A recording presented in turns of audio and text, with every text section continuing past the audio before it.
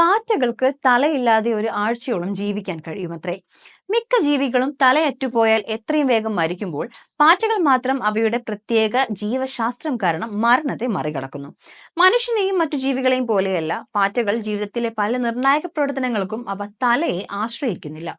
ഒരു പാറ്റയുടെ തല നഷ്ടപ്പെട്ടാൽ അത് പെട്ടെന്ന് മരിക്കില്ല. അതിന്റെ രക്തചംക്രമണ വ്യൂഹം വളരെയധികം വ്യത്യാസപ്പെട്ടിരിക്കുന്നു.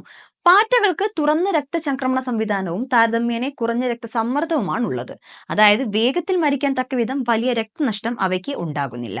കഴുത്തിലെ മുറിവ് സാധാരണയായി വേഗത്തിൽ കട്ടപിടിക്കുകയും മുറിവ് പൂർണ്ണമായി അടയുകയും ചെയ്യുന്നു. ശ്വസന വ്യവസ്ഥയാണ് അവയുടെ അതിജീവനത്തിന്റെ മറ്റൊരു താക്കോൽ.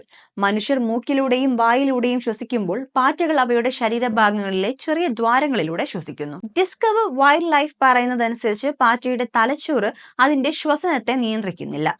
രക്തം ശരീരത്തിലേക്ക് പമ്പ് ചെയ്യുന്നുമില്ല. പകരം ശ്വാസനാളം പോലെയുള്ള ഒരു കൂട്ടം ട്യൂബുകൾ വഴി വായു നേരിട്ട് കോശങ്ങളിലേക്ക് എത്തുകയാണ് ചെയ്യുന്നത്. ഏറ്റവും ശ്രദ്ധേയമായ കാര്യം പാറ്റകൾക്ക് തലച്ചോറില്ലാതെ ചലിക്കാൻ സാധിക്കുമെന്നതാണ്. അതിന് കാരണം പാറ്റകളുടെ ശരീരത്തിലുടനീളമുള്ള ഗാംഗ്ലിയയ്ക്ക് നടത്തം പോലെയുള്ള അടിസ്ഥാന ചലനങ്ങളെ ഏകോപിപ്പിക്കാനും സ്പർശനം അല്ലെങ്കിൽ വെളിച്ചം പോലെയുള്ള ലളിതമായ ഉത്തേജകങ്ങളോട് പ്രതികരിക്കാനും കഴിയുന്നതിനാലാണ്. തലയില്ലാത്തൊരു പാറ്റയ്ക്ക് പ്രാരംഭ ആഘാതത്തെ അതിജീവിച്ച് അടിസ്ഥാന പ്രവർത്തനങ്ങൾ തുടരാൻ കഴിയുമെങ്കിലും അതിന് ഒരുപാട് നാൾ ജീവിക്കാൻ കഴിയില്ല. വായ ഇല്ലാത്തതുകൊണ്ട് പോഷകാഹാരവും വെള്ളവും ലഭിക്കാത്തതിനാൽ അവ പട്ടിണി മൂലമോ നിർജ്ജലീകരണം മൂലമോ മരിക്കും. തലയില്ലാത്ത പാറ്റകൾ സാധാരണയായി ഏതാനും ആഴ്ചകൾ വരെ ജീവിച്ചിരുന്നേക്കാം. ഇത് അവയുടെ പാരിസ്ഥിതിക സാഹചര്യങ്ങളെയും അവയുടെ ആരോഗ്യത്തെയും ആശ്രയിച്ചിരിക്കും.